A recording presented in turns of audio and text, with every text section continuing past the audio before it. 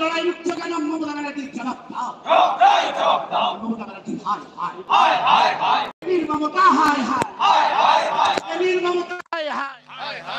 ইনকলাব ইনকলাব ইনকলাবি জিন্দাবাদ।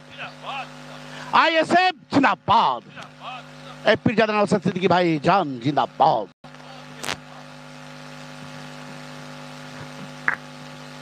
হ্যালো, বসো না, বসো বসো বসো। ধন্যবাদ জানাই আজকের এখানে যারা উপস্থিত হয়েছেন। ইন্ডিয়ান সেকুলার ফ্রন্টের চতুর্থ বার্ষিক উদযাপন কালে যারা উপস্থিত হয়েছেন এবং যারা দীর্ঘ 2 মাস ধরে অক্লান্ত পরিশ্রম করে গ্রামে গঞ্জ থেকে শুরু করে শহরতলিতে আইএসএফের প্রতিষ্ঠা দিবস উদযাপনের জন্য মানুষকে উৎসাহিত করে কলকাতায় নিয়ে আসার চেষ্টা করেছিলেন, কিন্তু আইন বিচার ব্যবস্থার অর্ডারকে মান্যতা দিয়ে আসতে পারেননি। সেই গ্রামে গঞ্জে বা শহরতলি থেকেই যারা আমাদের এই প্রোগ্রামকে দেখছেন তাদেরকে অসংখ্য ধন্যবাদ জানাবো। মিডিয়ার বন্ধুদের যাদের প্রচেষ্টায় আজকের শুধু নয় বিগত দিনের আইএসএফের কর্মকাণ্ড কার্যকলাপ সারা রাজ্যে ছড়িয়ে দিতে বা ছড়িয়ে পড়তে সক্ষম হয়েছে, সেই মিডিয়া বন্ধুদেরকে ধন্যবাদ জানাই প্রশাসনের বন্ধুদেরকেও। তাদের সাথে তো আমাদের কোনো বিরোধ নাই। কিছু আইপিএস আছে সেগুলো আমরা জানি, যারা আমি বিগত দিনে বলেছিলাম জীবের কথা, নতুন করে বলছি না, সময় স্বল্প, অন্য বিষয়ে আসবো। পুলিশ বন্ধুদের সহযোগিতা নিয়েও আমাদের সারা রাজ্যে প্রতিষ্ঠাতা দিবস উদযাপিত হচ্ছে। আমাদের কর্মী সমর্থকরা সুশৃঙ্খল হয়ে সেখানে উদযাপন করছে। আজকের দিনে আমি স্মরণ করতে চাই সেই সমস্ত ব্যক্তিদের, তৃণমূলের অত্যাচারের শিকারে যারা মারা গিয়েছেন বা তার অনেকেরও অঙ্গহানি হয়েছে, বা আইএসএফের এই লড়াইকে এগিয়ে নিয়ে যেতে যারা আপ্রাণ চেষ্টা করেছিল, বিভিন্ন কারণে যারা আমাদের থেকে বিদায় নিয়েছেন, সেই সমস্ত ব্যক্তিবর্গকেও আমরা স্মরণ করছি। আর একটা নাম নিলে আমাদের মনে হয় এই চতুর্থ বার্ষিকী উদযাপন বিতা হবে সে আমাদের দলের প্রাণপুরুষ প্রতিষ্ঠাতা পীরজাদা আব্বাস সিদ্দিকী ভাইজানকে আমরা আমাদের মঞ্চের পক্ষ থেকে আমরা তাকে ধন্যবাদ জ্ঞাপন করছি। ঠিক যেই সময়ে তৃণমূল কংগ্রেসের অত্যাচারের সীমা যখন ছাড়িয়ে যাচ্ছিল, গ্রামে গঞ্জে যখন বিরোধী দলের পতাকা লাগালে তাদের উপর আক্রমণ নেমে আসতো, সেই ভয়কে উপেক্ষা করে তিনি একা নিজের কাঁধে দায়িত্ব তুলে নিয়ে আইএসএফের প্রতিষ্ঠার সূচনা করেছিলেন। তারপরেই কিন্তু গ্রামে গঞ্জে বিরোধী পতাকা যার জন্য বেশি উঠতে শুরু করেছিল তাকে আমাদের পার্টির পক্ষ থেকেও ধন্যবাদ জানাই। বন্ধুগণ, যারা মিডিয়ার মাধ্যমে শুনছেন বা দেখছেন তারা নিশ্চিতভাবে অবগত আছেন আইএসএফ কি করতে চায়, আইএসএফের লক্ষ্য কি, আইএসএফের উদ্দেশ্য কি। তবে আমি বলি আজকের দিনে মিডিয়া বন্ধুর মাধ্যমে গ্রামে গঞ্জের থেকে শুরু করে শহরের মানুষের কাছে এটাই পৌঁছে দিতে চাই, আইএসএফ বিকল্প রাজনীতির সন্ধানে আছে। আমি উদাহরণের জন্য একটা বলতে পারি, মাননীয় মমতা ব্যানার্জির স্বপ্নের রং নীল সাদা রং করে দিচ্ছেন। ওনার স্বপ্নের রং হসপিটালগুলো, স্বাস্থ্যকেন্দ্রের সামনে নীল সাদা রং করে দিচ্ছেন, কিন্তু স্বাস্থ্য ব্যবস্থার মান তলানিতে চলে যাচ্ছে। তাই আমরা বলি এখানে যে শুধুমাত্র নীল সাদা রং করলে স্বাস্থ্য ব্যবস্থার উন্নয়ন হয় না, আরো অবনতি ঘটছে। মুখ্যমন্ত্রী নিজে উষ্মা প্রকাশ করেছেন তার স্বাস্থ্যেও নাকি চিকিৎসাতেও গোলমেল হয়েছে। বন্ধুগণ, আমরা দেখছি হসপিটালের সামনেতে কিভাবে দালাল রাজ চলছে। মুখ্যমন্ত্রীও বলছেন দালাল রাজ বন্ধ করতে হবে, কিন্তু বন্ধ করার জন্য নির্দিষ্ট কোনো পলিসি ঠিক মতো আনতে পারছে না। হ্যাঁ, আইএসএফ বিকল্প পলিসির কথা বলছে, কিন্তু শাসক সেটাকে অ্যাকসেপ্ট করছে না। আমাদের আইএসএফ এর বক্তব্য, হসপিটালগুলোর সামনে ডিসপ্লে বোর্ড লাগিয়ে দেওয়া হোক, সেখানে আইসিইউ কত আছে, আইডিইউ কত আছে, male ward, female ward, general ward কত আছে সেখানে ডিসপ্লে বোর্ডে লাগিয়ে দেওয়া হোক। যে আগে আসবে তার জন্য সেখানে সে first sub come first sub হবে, সে পাবে, কোনো দালাল রাজ এখানে থাকবে না। এই বিকল্পের কথা বলছি। যখন এই বিকল্পের কথা বলছি, কালই এই বিকল্পটা যদি এস্টাবলিশ হয়ে যায়, তাহলে হসপিটালে যে সমস্ত দালাল রাজেরা আছে, যারা দালালরা আছে, দালালির টাকা হয়তো কালীঘাটে পৌঁছাবে না, দালাল রাজ বন্ধ হয়ে যাবে, কালীঘাটের হয়তো চুলো ঠিক মতো জ্বলবে না, সেই জন্য আমাদেরকে আটকানোর চেষ্টা করা হচ্ছে। আমরা কি বিকল্পের কথা বলছি? আমরা চিৎকার করে বলছি, বা শুধু আমরা নয়, কলকাতার রাজপথে আজকে 1000 দিনের ওপরে SLST থেকে শুরু করে, গ্রুপ ডি থেকে শুরু করে, প্রাইমারি আপার প্রাইমারি থেকে শুরু করে মাদ্রাসা নিয়োগেও যে দুর্নীতি হয়েছে, এই আওয়াজ তুলে বিভিন্ন জায়গায় বিভিন্নভাবে আন্দোলন চলছে। আর মুখ্যমন্ত্রী বা তৎদল বলে আসছেন যে আমরা সততার প্রতীক, আমরা স্বচ্ছভাবে নিয়োগ করতে চাইছি।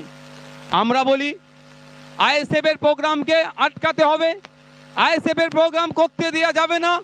কোটি কোটি টাকা খরচ করে কোর্টে চলে যাচ্ছে, কিন্তু যে আইনি জটিলতা আছে, কোনো ভালো কোনো লয়ারকে দিয়ে জটিলতাকে কাটিয়ে যাতে দ্রুত নিয়োগ করা যায়, তার সদিচ্ছা সরকারে দেখতে পাচ্ছি না।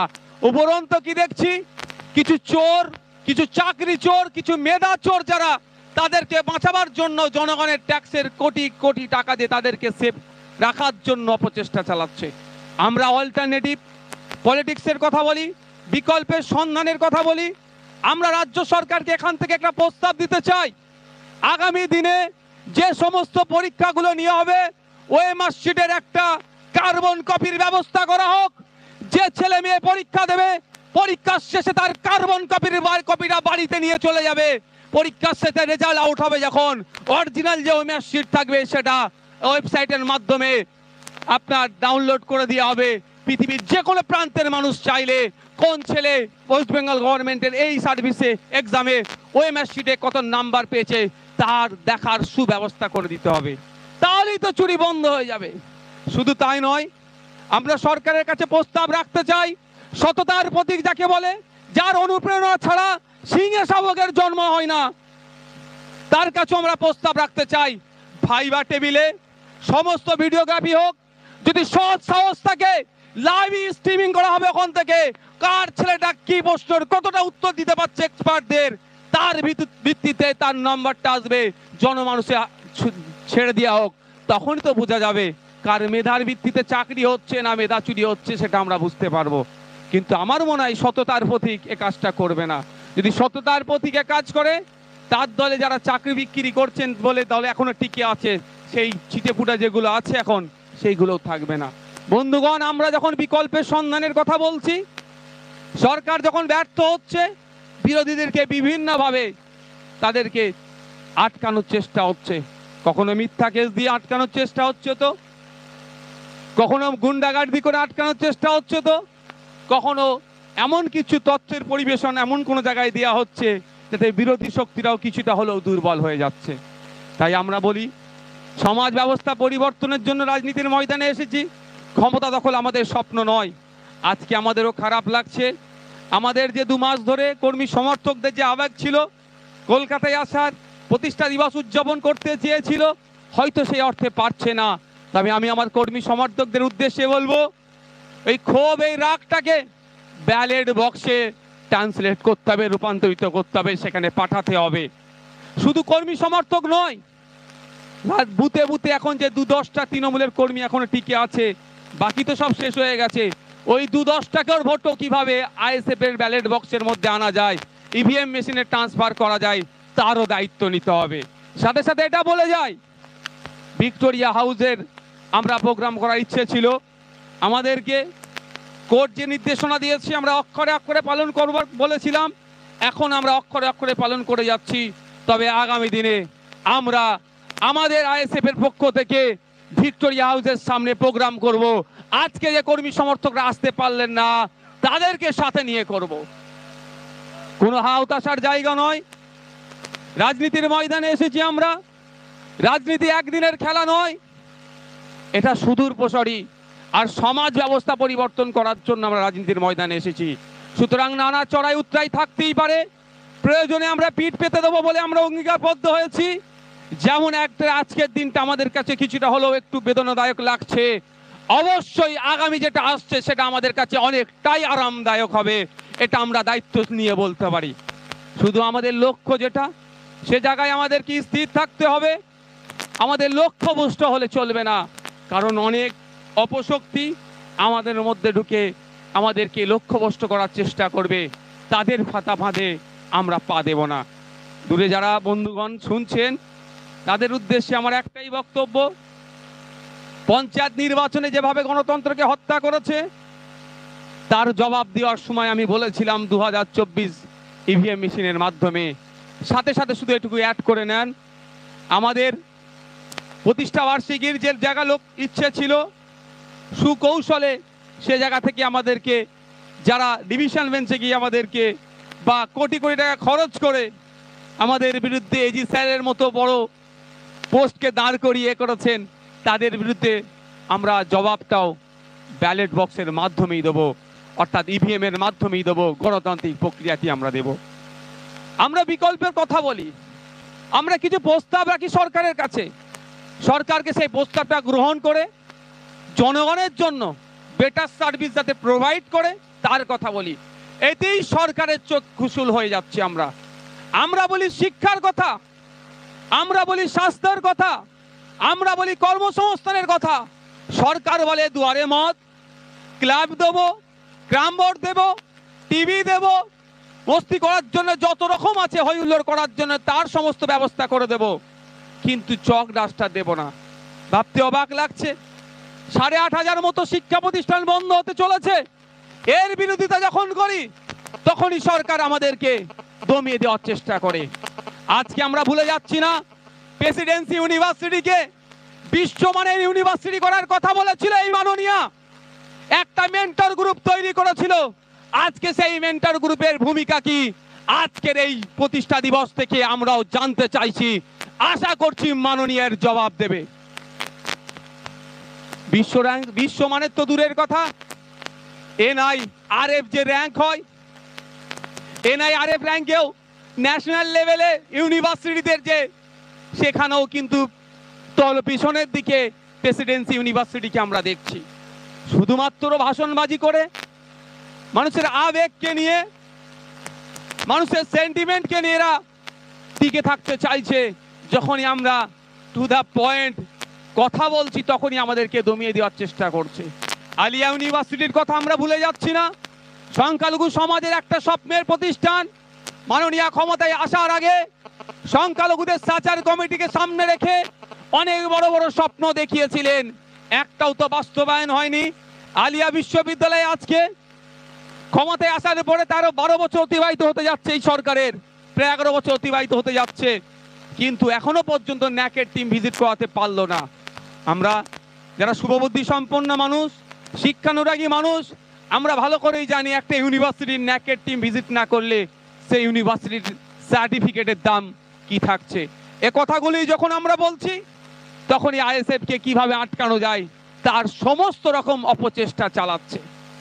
ISF কে আটকানোর জন্য যে তৎপরতা মমতা ব্যানার্জি করছেন, তার ভাইপোর নেতৃত্বে হচ্ছে, সেই তৎপরতার সাথে যদি বাংলায় 100 দিনের কাজের যারা করেছেন তাদের টাকার যদি ব্যবস্থা করতো, আনার ব্যবস্থা করতো, তাহলে আমি এই মঞ্চ থেকে তাকে ধন্যবাদ জানাতাম। আমরা ভুলে যাচ্ছি না, সংবিধানের 131 নম্বর ধারায় উল্লেখ আছে, রাজ্য এবং ইউনিয়নের সাথে, স্টেট এবং ইউনিয়নের সাথে কোনো বিষয় যদি মতান্তর দেখা যায় 131 নম্বর ধারা অনুযায়ী সুপ্রিম কোর্টে যেতে পারে। কিন্তু আমরা কি দেখছি, শুধু নাটক হচ্ছে। রাজ্যপাল ভবনের সামনে 144 ধারাকে উপেক্ষা করে সেখানে মিছিল, সেখানে মিটিং, সেখানে অবস্থান করে, সেখানে মাইক লাগিয়ে প্রতিবাদ করতে পারছে, কিন্তু সংবিধানের 131 নম্বর ধারাকে সামনে রেখে কেসে যেতে পারছে না, আইনের দ্বারস্থ হচ্ছে না। আবার উপরন্ত কি দেখছি, একটা রাজনৈতিক দলের মিটিং মিছিলকে আটকানোর জন্য এজি স্যারের মতো গুরুত্বপূর্ণ পোস্টকে তাদেরকে কাজে লাগানো হচ্ছে। আসল গুড়াই তো গলত। 100 দিনের কাজের টাকা কিভাবে আইনের মাধ্যমে চাইতে যাবে? আর প্রায় 14.5 লক্ষ ফেক জব কার্ড এরা বানিয়েছে। তাদের নেতৃত্ব হয়েছে, তৃণমূলের নেতৃত্বে হয়েছে। তখন যাদের নেতৃত্বে বানিয়েছে তাদেরকে হয়তো তিহার জেলে রাখতে পারে, সেই জন্য এরা জনমানুষের শুধু নাটক ছাড়া আর কিছু করছে না। বন্ধুগণ, জবাব আমাদেরকে যোগ্য জবাব সময়ে দিতে হবে এবং গণতান্ত্রিক প্রক্রিয়াতে দিতে হবে। কারণ আমাদের দলে ওই তুই বোম বাঁধিস, যে অধ্যাপিকাকে জগ ছুঁড়ে মারে, তাদের প্রশ্রয় নয়। আমাদের দল ছোট হতে পারে, আমাদের দলের কর্মী সমর্থকদের প্রতি এই ভরসা, আমাদের আস্থা আছে যে আমরা গণতন্ত্রকে মান্যতা দিই, গণতান্ত্রিক প্রক্রিয়াতে এর যোগ্য জবাব আগামী দিনে দেব আমরা। আজকে বড় বড় কথা বলছেন মাননীয়া, তিনি ভালো করে জানেন কোন সময় পর্যন্ত গিয়ে চা বাগানে চা পাতা তুলতে হয়, তারপরে গেলে একটা নির্দিষ্ট টাইমের পরে গেলে চা পাতা তুললে সেখানে আইনত অপরাধ হয়ে যাবে বা রীতির বাইরে হয়ে যাবে। দুটো পাতা একটা কুড়ি তুলতে হয়, তিনি এটা ভালো করে জানেন।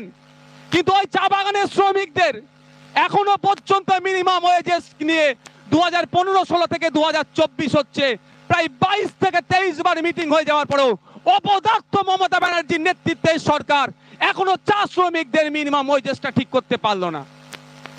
কি সরকার চলছে? এটা সার্কাস চলছে। আমি মাননীয় লেবার ডিপার্টমেন্টের মিনিস্টারকে প্রশ্ন করেছিলাম, আমাদের রাজ্য থেকে ভিন্ন রাজ্যে কাজে গিয়েছে এই ধরনের শ্রমিকের সংখ্যা কত? মাননীয় মন্ত্রী বলেছিলেন আমার এখন জানা নাই, আমাকে লিখিত উত্তর দেবে। কিন্তু দুঃখের বিষয়, বছর পার হয়ে যাচ্ছে, নতুন বছরে পদার্পণ করলাম, এখনো পর্যন্ত কোনো লিখিত উত্তর পেলাম না। আমার তো মনে হয় এই ডেটাটুকু পর্যন্ত মমতা ব্যানার্জির শাসনামলে অপদার্থ মন্ত্রীর কাছে হয়তো নাই, এরা দপ্তর চালাচ্ছে। এই প্রশ্নগুলো যখন করি, যখন উত্তর দিতে পারে না, তখন বিধানসভার মধ্যে মুখ চাওয়াচাই করে আইএসএফ তথা সংযুক্ত মোর্চার একটা বিধায়ক যখন কৃষিমন্ত্রীকে প্রশ্ন করে, আপনারা তো বলছেন কৃষকের 3 গুণ আয় বেড়েছে, কিন্তু আজকের ডেটে পশ্চিম বাংলার একটা কৃষক পরিবার পিছু মাসিক গড় আয় কত, সে উত্তর দিতে পারছেন না, একে অপরের মুখ চাওয়াচাই করছে।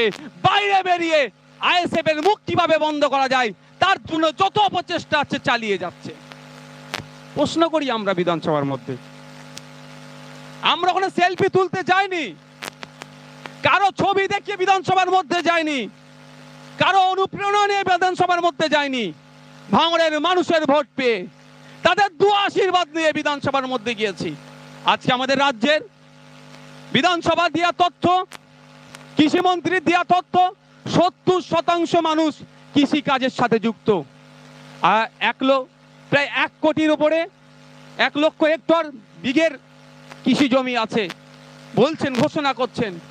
গতকাল কয়েকদিন আগে বিধানসভা এভিডেন্স ছিল, এক আইএস অফিসার এসেছিলেন, তাকেও আমি প্রশ্ন করলাম যে কৃষকদের গড় আয় কত, তারাও মুখ চাওয়াচাই করছে। সামান্য একটা ছোট্ট ছেলে, স্বল্প বয়সী ছেলে আইএস অফিসারের যদি ঘাম বার করে নেয়, তাহলে স্বাভাবিকভাবে অনেকের ঈর্ষা হচ্ছে। কিন্তু আমি বলি, আমরা এই কথা বলছি বলে, মানুষের অধিকার নিয়ে কথা বলছি বলে, পরিযায়ী শ্রমিকের কথা বলছি বলে, জল জমি জঙ্গলের অধিকারের, স্বাভাবিক অধিকারের কথা বলছি বলে, হাতির হানায় প্রতিনিয়ত দেখছি মানুষ মারা যাচ্ছে। সেই প্রশ্ন যখন বিধানসভার মধ্যে করছি, মাননীয় অপদার্থ মন্ত্রী এখন জেলের হাওয়া খাচ্ছে। আমরা প্রশ্ন করেছিলাম যে বিগত দিনে হাতি তো এত লোকালয়ে আসে না, এখন কেন হাতি চলে আসছে, হাতি রোধের জন্য কি ব্যবস্থা গ্রহণ করছেন? অপদার্থ মন্ত্রী এখন জেলের হাওয়া খাচ্ছে। তিনি বলেছিলেন, আমাদের উত্তর দিয়েছিলেন, হাতিকে নাকি জঙ্গলের খাবার আর ভালো লাগছে না, লোকালয়ের খাবার ভালো লাগছে। ভাবতে পেরেছেন? কিন্তু একবারের জন্য বললো না, তার দলের দামাল ভাই ভাইপোদের অত্যাচারে জঙ্গল কেটে সাফ করে দিচ্ছে, সেখানে রিসোর্ট বানাচ্ছে, আমোদ প্রমোদের জায়গা করছে, ফলে হাতির খাবার কমে যাওয়ার ফলে লোকালয় আসছে আর গ্রামের সাধারণ মানুষ ক্ষতিগ্রস্ত হচ্ছে, মারা যাচ্ছে। কথা একবারের জন্য বললেন না। মাননীয়া যখন যেটা ইচ্ছে হয়, ঘুম থেকে যেটা ইচ্ছে হয় বলে দেয়, কিন্তু কতটা সায়েন্টিফিক তিনি হয়তো জানেন না। তার পাশে যারা থাকে জানি না তাকে কিভাবে গাইড করে। যদি আমাদের এখানে লক্ষ্মীদাকে সাথে নিত, অন্তত কিছু অন্তত ভালো গাইড করতেন, যে জল জমি জঙ্গলের অধিকারটা বুঝিয়ে দিতেন, সেটাও তো নেবে না। কিভাবে নেবে? দলে জয়েন্ট করো, বুদ্ধি নেওয়ার জন্য নেবে না। তিনি বললেন হাতির হানায় মারা গেলে পরিবার পিছু চাকরি পাবে। আমি প্রশ্ন করেছিলাম, নির্দিষ্ট সময় দিয়ে একটা প্রশ্ন করেছিলাম, এই সময়ের মধ্যে কতজন মারা গিয়েছে বিধানসভার মধ্যে, আর কতজন সরকারি চাকরি পেয়েছে। কিন্তু দুঃখের বিষয়, মাননীয় ঘোষণা করে দিয়েছেন, কিন্তু চাকরির সংখ্যা, যেই সংখ্যায় মারা গিয়েছে সেই সংখ্যা এখনো চাকরি দেয়নি। যখনই বলা হচ্ছে কবে হবে, একটা সুন্দর এরা বাক্য এদের মুখস্থ করে রেখে দিয়েছে যে প্রসেসে আছে, হয়ে যাবে। এটা 2011 সালের পর থেকে এই প্রসেসে আজ হয়ে যাবে, বিভিন্ন বিষয়গুলো দেখছি আজও হয়ে যাচ্ছে।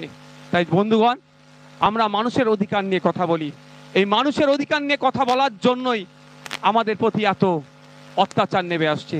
বিজেপি সারা রাজ্যে সভা সমাবেশ করছে, সেই অর্থে তাদের বিরোধিতা করতে দেখতে পাচ্ছি না। সিপিএম করছে, কংগ্রেস করছে, বিভিন্ন রাজনৈতিক দল করছে, আজকে এসইউসিআই করছে, তাই সেই অর্থে কারো বিরোধিতা দেখতে পাচ্ছি না। আর আইএসএফ করলেই যত বিরোধিতা হচ্ছে। তবে একটা জিনিস মাননীয় নিজে এস্টাবলিশ করে দিচ্ছে, এই রাজ্যে মাননীয়ার যে অপকর্ম, যে তার দলের জোচ্চুরি দুর্নীতির বিরুদ্ধে সব থেকে বেশি সোচ্চার হচ্ছে যে রাজনৈতিক দল, বিধানসভার মধ্যে বিধানসভার বাইরে, সেটাই হচ্ছে আইএসএফ। নাহলে এসইউসিআই, আমার কাছে ডেটা আছে, কলকাতা পুলিশের ম্যারাথন হওয়ার কথা বলেছিল, যে রুটের কথা বলেছে সেখানে আর অ্যাভিনিউ এর কথা বলা আছে। আবার আমাদেরকে যে রিফিউজ বা ডিনাই লেটার দিয়েছে সেখানে উল্লেখ করছে আর অ্যাভিনিউতে এসইউসিআই প্রোগ্রাম করছে। আমরা তো আর অ্যাভিনিউ থেকে অনেকটা দূরে ছিলাম, এর থেকে প্রমাণিত হয়ে যাচ্ছে।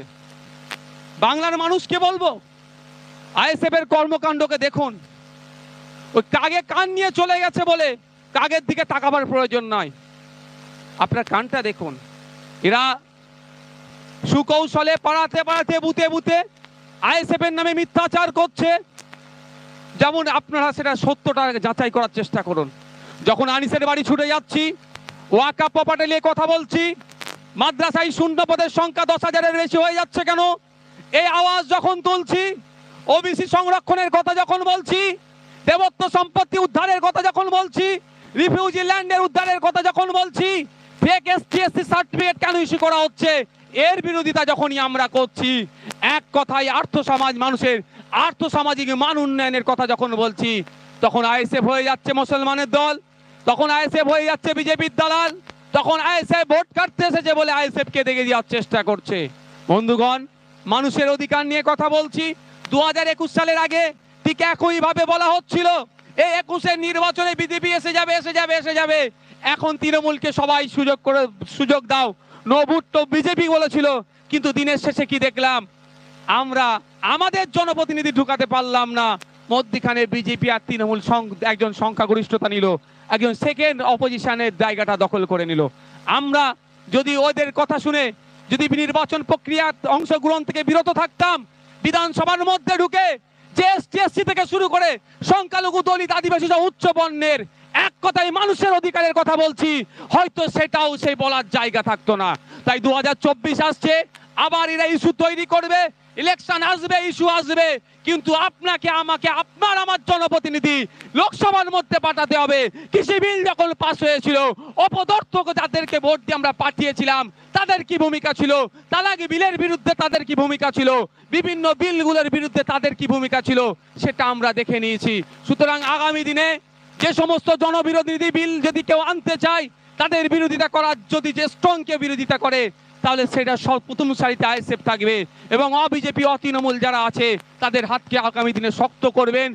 পশ্চিম বাংলা থেকে জনগণের জনপ্রতিনিধি তৈরি করে পার্লামেন্টের মধ্যে পাঠান, যে সমস্ত জনবিরোধী বিলগুলো আসবে তার বিরুদ্ধে যেন স্ট্রং প্রতিবাদ করতে পারে, সেই আশা আপনাদের কাছে রাখবো। না হলে ভোট আসবে, সিএ এর কথা হবে, ভয় দেখানো হবে, দেশ থেকে তাড়িয়ে দেওয়ার কথা হবে, ভোট মিটে যাবে, সব ভুলে যাবে। কিন্তু যাদেরকে আমরা ভোট দিয়ে পাঠাচ্ছি, যখন কৃষি বিল বিধানসভায় পাশ হয়, সেই সময় কি ভূমিকা ছিল পশ্চিমবাংলা থেকে যে সমস্ত তৃণমূলের বিধায়করা গিয়েছিল? এগ্রিকালচার স্ট্যান্ডিং কমিটির দায়িত্বে আছে পশ্চিমবাংলার এক এমপি, সে কে রিপোর্ট পেশ করেছিল পার্লামেন্টের মধ্যে, প্রয়োজনে খুললে পাওয়া যাবে, দেখতে পাবেন বকলমে বিজেপি কি সহযোগিতা করেছে। তাই অনুরোধ করব যে আপনারা সজাগ, সতর্ক হন, মানুষের অধিকার নিয়ে যারা কথা বলছে তাদের পাশে থাকুন। আমরা নির্দিষ্ট কিছু বিষয় আজকে এখান থেকে দাবি রাখতে চাই। আমি শেষে যদি সময় পাই বলবো, নাহলে মিডিয়ার মাধ্যমে রাজ্যের মুখ্যমন্ত্রীর কাছে অর্থ দপ্তর নিয়ে একটা প্রস্তাব রাখবো। সত্যিকারের অর্থে যদি বাংলার অর্থনীতির চাকা পরিবর্তন করতে চাই, অর্থনৈতিক দুরবস্থা যদি কাটাতে চাই, আমি আইএসএফ এর পক্ষ থেকে একটা প্রস্তাব রাখবো, সেটা মেনে নেবেন। সময় স্বল্প, কোর্ট নির্ধারিত সময় আমরা মান্যতা দিয়ে চলবো। আজকে ভাবতে অবাক লাগছে, আশাকর্মী এবং অঙ্গনারী যারা কর্মী আছেন, গ্রামীণ স্বাস্থ্য ব্যবস্থার ব্যাকবোন বলে যারা আমরা মনে করি যাদেরকে, তাদের সাম্মানিক ভাতা কত? আমরা এই জায়গা থেকে দাঁড়িয়ে অ্যানাউন্স করতে চাই, বলতে চাই রাজ্য সরকারকে, তাদের 15,000 টাকার মাইনে বা সাম্মানিক ভাতার ব্যবস্থা করতে হবে। কারণ তারা গ্রামীণ স্বাস্থ্য ব্যবস্থার ব্যাকবোন হিসাবে কাজ করে। তাদেরকে খাটিয়ে নেওয়া হচ্ছে, তাদের মজুরির দাম দেওয়া হচ্ছে না। ঠিক একইভাবে সিভিক ভলেন্টিয়ার ভাতাও, পার্শ্ব শিক্ষকদের কথাও বলি আমরা, সমকাজে সমবেতন দিতে হবে। আজকে একটা সিভিক ভলেন্টিয়ার দিন রাত এক করে ঝড় বৃষ্টিকে মাথায় নিয়ে সে সিগন্যালিং সিস্টেম থেকে, ট্রাফিক সিস্টেম থেকে শুরু করে বিভিন্ন কাজে নিয়োজিত করা হচ্ছে। কোর্টের গাইডলাইনের বাইরে গিয়েও তাদেরকে কাজে করানো হচ্ছে, কিন্তু তাদের সাম্মানিক ভাতাটা বর্তমান সমাজের সাথে, বর্তমান সময়ের সাথে সামঞ্জস্য নয়। তাই আমরা দাবি করি সিভিক ভলেন্টিয়ার থেকে শুরু করে, শিক্ষা বন্ধু, শিক্ষা মিত্র থেকে শুরু করে, পার্শ্ব শিক্ষক যারা আছেন, এসএসকে এমএসকে থেকে শুরু করে যে সমস্ত যারা আছেন, সমকাজে সমবেতনের দাবি আমরা এই মঞ্চ থেকে তুলি। আমরা দাবি তুলছি প্রশাসন বন্ধুদের জন্য।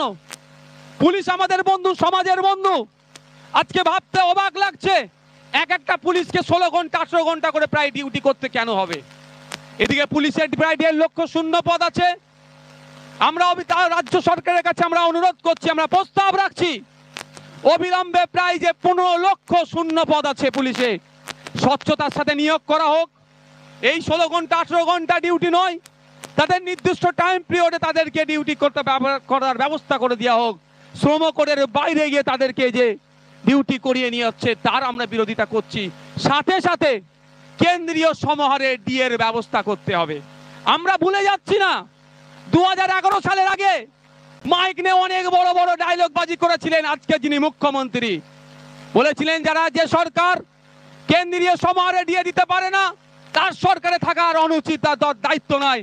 তাই আজকের দিনে দাঁড়িয়ে এই নেতাজি ইন্ডোর স্টেডিয়াম থেকে বলতে চাই, অবিলম্বে কেন্দ্রীয় সমাহারে সরকারি কর্মচারীদের ডিএর ব্যবস্থা করতে হবে।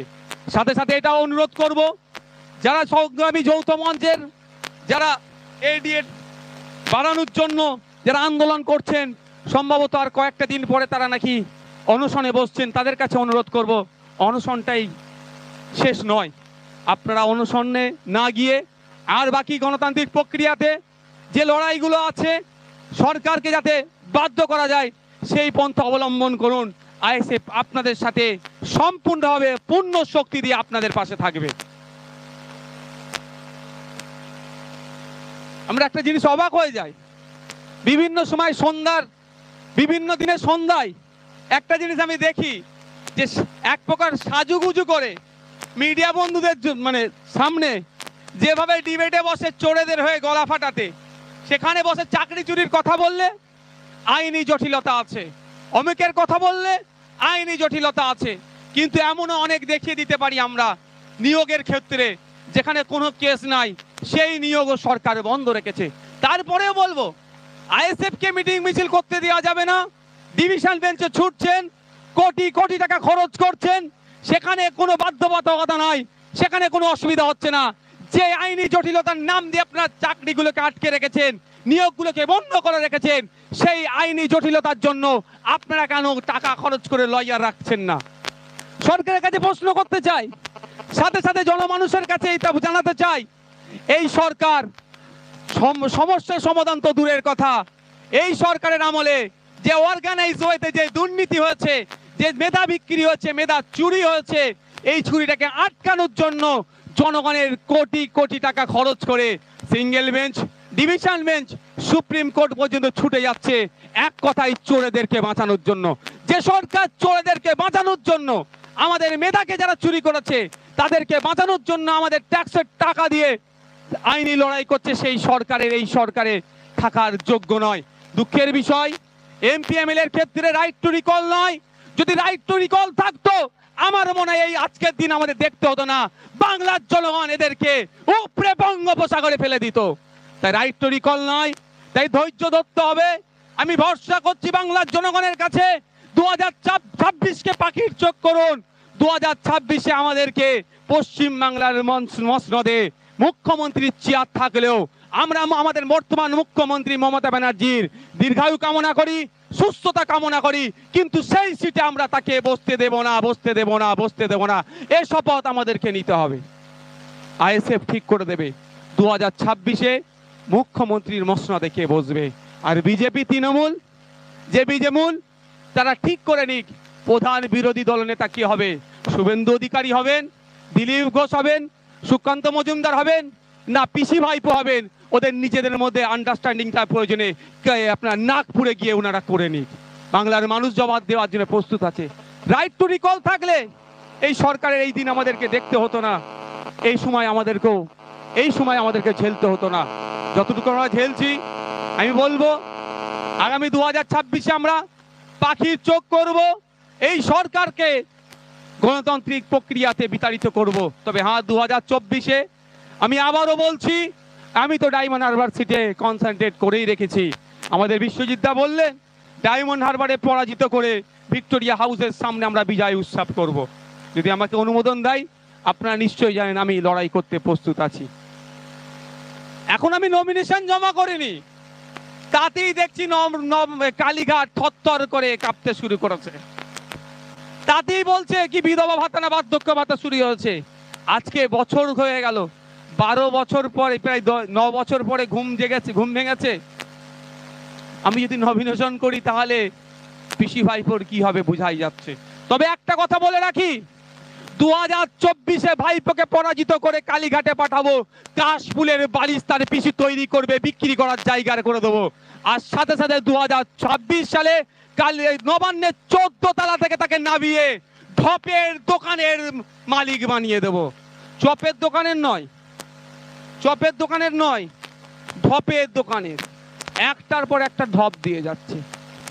বলছে মেটিয়াপুরে কি টেক্সটাইল হাফ করে দিয়েছে। আমার মেটিয়াপুরে কিছু উস্তাকার বন্ধুদের সাথে যোগাযোগ আছে, আমি ফোন লাগিয়েছি, হয়তো নতুন করে কিছু উদ্বোধন করলো নাকি। তারাও বললো এটা দিদির অত নম্বর ঢপ। তো ঢপের দোকানের তাকে মালকিন বানিয়ে দেবো, এই প্রতিজ্ঞাবদ্ধ আমরা হলাম। আমরা গণতন্ত্র রক্ষার লড়াই এসেছি, আর আমাদেরকে কিভাবে দমন পীড়ন করা হচ্ছে, অন্যায়ভাবে আমাদের কর্মীদেরকে কিভাবে ডিস্টার্ব করা হচ্ছে আমরা ভুলে যাচ্ছি না। আমি কর্মী বন্ধুদেরকে বলবো, আবারও বলছি, হাওতাসার কোনো জায়গা নয়। যে রাস্তায় আমরা হাঁটছি আজকে হয়তো কাটা বিছানো আছে, তা বলে যে আগামীতেও কাটা বিছানো থাকবে এটা মোটেও ভাববেন না। আজকে আমরা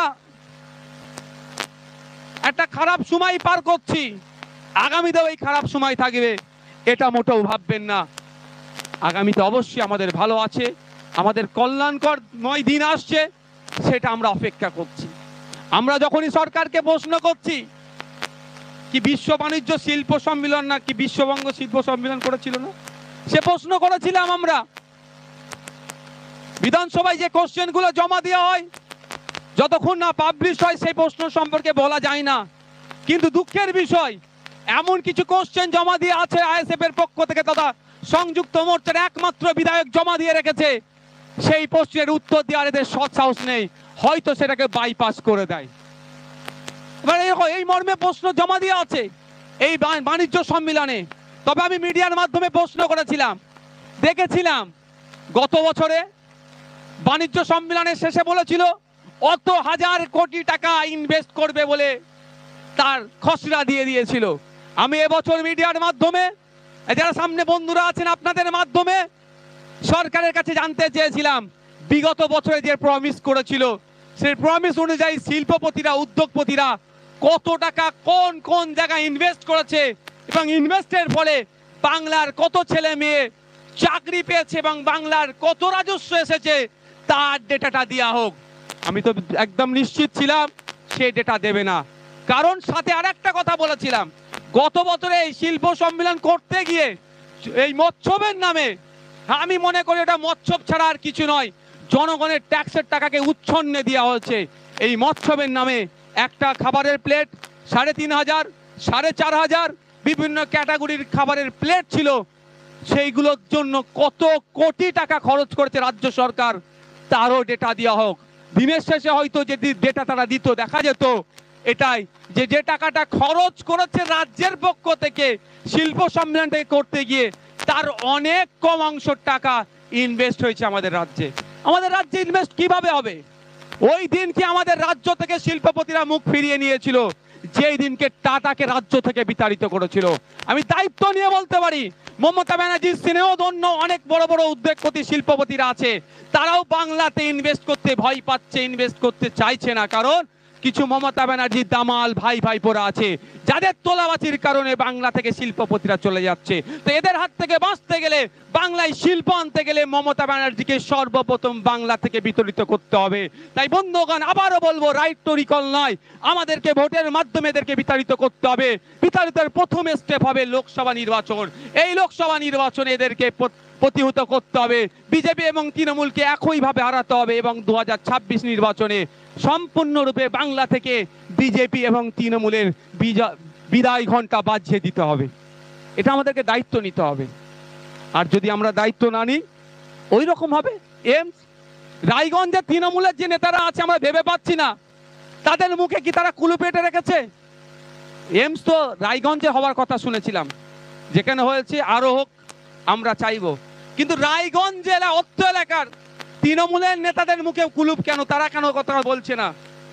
একটা এমস রায়গঞ্জে থাকলে সেখানকার রোগীদেরকে এখানে আর আসতে হতো না, স্বাস্থ্য ব্যবস্থার ঐতিহাসিক বিপ্লব ঘটে যেত। কিন্তু কি দেখলাম? রায়গঞ্জ এমস হলো না। তারপরে যে কেন্দ্র সরকারকে ডিমান্ড করা, প্রেশার ক্রিয়েট করে এখানে নিয়ে আসা, কোন সরকারের সদিচ্ছা নাই। সেন্ট্রাল ইউনিভার্সিটি শিক্ষা ব্যবস্থার অনেক বড় বড় কথা বলেন শিক্ষামন্ত্রী, যখন সেন্ট্রাল ইউনিভার্সিটির কোথায় সেই আমলে ছিল এই 12 বছরে একটা আমাদের রাজ্যে আনতে পারলো না। আমাদের প্রশ্ন এখানেই, আমরা যখন এই ডিমান্ডগুলো করি, আমরা যখন মুর্শিদাবাদের পরিযায়ী শ্রমিকদের কথা বলি, তখনই আমাদেরকে দেখে দেওয়া হয়। যখনই আমরা অধিকারের কথা বলি, তখনই আমাদেরকে দেখে দেওয়া হচ্ছে হয় আপনার বিজেপির দালাল, না হলে মুসলমানদের দল। কিন্তু আমাদের বন্ধুগণ, আমাদের লক্ষ্যে আমাদেরকে নিয়োজিত থাকতে হবে। আমরা যদি আমাদের লক্ষ্যে অবিচল থাকি, তাহলে আমরা আমাদের লক্ষ্যে পূরণ হতে পারবো। কোনো কনফিউজ রাখার জায়গা নয়। আজ হয়নি কাল হবে, কাল হয়নি পরশু হবে, আগামীতে হবে। এই শপথ আমাদের নিতে হবে যে একদিন আমরা করব এবং আমাদের যে লক্ষ্য সমাজ ব্যবস্থা পরিবর্তন করব, এটা আমাদের বলতে হবে। সময় স্বল্প, অনেক কিছু বলার ছিল। রাশিয়া ইউক্রেন যুদ্ধ থেকে শুরু করে প্যালেস্টাইন ইসরায়েলের লড়াই থেকে শুরু করে সমস্ত বিষয়ে যেভাবে আমাদের ভারত সরকার যে বিদেশ নীতিকে বিসর্জন দিয়ে কোনো এক অগ্রাসন শক্তির পাশে দাঁড়াচ্ছে, সেটাকে আমরা মেনে নিতে পারি না। শেষের সময়, কোর্ট নির্ধারিত সময় আর 4 মিনিট আছে, শেষ কথা বলি। মমতা ব্যানার্জি মহাশয়া বলেন রাজ্যের অর্থনৈতিক অবস্থা তলানিতে, হসপিটালে বেড নাই কেন? ভাঙড়ে হসপিটালগুলোকে উন্নত মানের করার যখনই কথা বলি, অর্থের দুরবস্থার কথা বলে। সরকারি কর্মচারীদের ডিএর কথা বললে অর্থের দুরবস্থার কথা বলে, স্বাস্থ্য কেন্দ্রের মান উন্নয়নের কথা বললে অর্থের দুরবস্থার কথা বলে, শিক্ষক নিয়োগের কথা বললে অর্থের দুরবস্থার কথা বলে। আমি আজকে নেতাজি ইন্ডোর স্টেডিয়াম থেকে মাননীয় মুখ্যমন্ত্রীকে বলছি, যদি আপনি রাজ্যের ভালো চান, নওশাদ সিদ্দিকীকে আগামী 6 মাসের জন্য অর্থ দপ্তরটা দিয়ে দিন। রাজ্যের অর্থনৈতিক অবস্থা আমি পরিবর্তন করে দেখিয়ে দেবো। নির্দ্বিধায় বলছি, যদি অর্থনৈতিক দুরবস্থা পরিবর্তন না করতে পারি, রাজনীতি করাই আমি ছেড়ে দেবো। যেদিন দায়িত্ব দেবেন তারপরের দিন থেকেই সরকারি কর্মচারীদের কেন্দ্রীয় সমাহারের ডিএর ব্যবস্থা করে দেবো এবং যে কটা সমাজ কল্যাণমূলক প্রকল্প চলছে একটাও বন্ধ হবে না, সবটাই চালাবো। তাই বলছি, মমতা ব্যানার্জি যদি সদিচ্ছা থাকে, নওশাদ সিদ্দিকীর হাতে রাজ্যের অর্থ দপ্তরটা মাত্র 6 মাসের জন্য তুলে দিক, যে হয় কি হয় না দেখিয়ে দেবো। আমাদের রাজ্যের সম্পত্তি আছে, দেশের অনেক সম্পত্তি আছে, চুরি হয়ে যাচ্ছে। এই মমতা ব্যানার্জি তার ভাইপোদের নেতৃত্বে সম্পত্তিগুলো চুরি হয়ে যাচ্ছে। চুরি আটকালেই শিক্ষা কেন্দ্রের যেমন মান উন্নয়ন হবে, চক ডাস্টার যেমন পৌঁছে যাবে, হসপিটালে বেডও পৌঁছাবে, নতুন নতুন চাকরি হবে এবং সরকারি কর্মচারীদের কেন্দ্রীয় সমাহারে ডিওরও ব্যবস্থা করা যাবে। আমি আবারও চ্যালেঞ্জ করছি, মমতা ব্যানার্জি মহাশয় যদি রাজ্যের ভালো চান, সরকারি কর্মচারীদের ভালো চান, আপামার জনসাধারণের ভালো যান, শিক্ষা, স্বাস্থ্য, কর্মসংস্থান, এক কথায় বাংলার অর্থনৈতিক, বাংলার জনগণের আর্থসামাজিক মান উন্নয়ন চাই। আগামী 6 মাসের জন্য আমার হাতে অর্থ দপ্তর তুলে দিক, এই অর্থনৈতিক চাকা আমূল পরিবর্তন করে দেখিয়ে দেব। ধন্যবাদ, সকলে ভালো থাকবেন। কর্মী বন্ধুদেরকে বলবো, আপনারাই আমাদের আবেগ, আপনাদেরকে আমরা উপেক্ষা করতে পারি না, আপনাদেরকে আমরা উপেক্ষা করতে পারি না। কে আসবে কে যাবে, সেই জন্য আমরা গুটি কয়েক মানুষকে নিয়ে প্রোগ্রাম করেছি। আইএসএফ এর চিন্তাভাবনা যেমন কোর্টের জজেদের কাছে উজ্জ্বল থাকবে, বাংলার জনমানুষের কাছে উজ্জ্বল থাকবে। সকলে ভালো থাকবেন। আবারও আমাদের দলের প্রাণপুরুষ পিরজাদা আব্বাস সিদ্দিকী ভাইজানকে আমরা ধন্যবাদ জানাই যে তার চিন্তা ভাবনার মাধ্যমে আমাদেরকে যে প্ল্যাটফর্ম তুলে দিয়েছে, আমরা বঞ্চিত নিপীড়িত মানুষের কণ্ঠ হয়ে বলতে পারছি। ধন্যবাদ, সকলে ভালো থাকবেন, সুস্থ থাকবেন। ইনকলাব ইনকলাব ইনকলাবি।